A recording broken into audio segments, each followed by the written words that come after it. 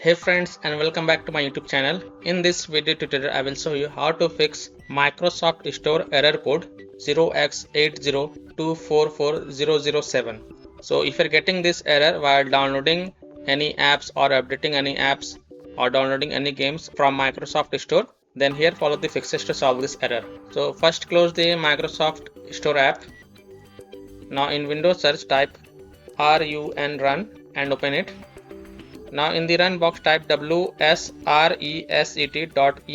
and then click OK. It will open the command prompt for 60 seconds and then it will open the Microsoft Store automatically. Now you can download the app and games and check if the error is fixed or not.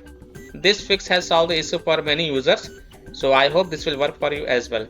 But still, if your error is not fixed, then if you are logging to Microsoft Store app using Windows Hello, then I would like to suggest you to log out from the Microsoft Store app and then log in with your Microsoft account and password, and this will fix the issue. So by this way you can easily fix the error code 0X80244007 in Microsoft Store app. So that's all for this video. If this video helped you, then please like and share this video and also subscribe to my YouTube channel to get the latest updates. Thank you.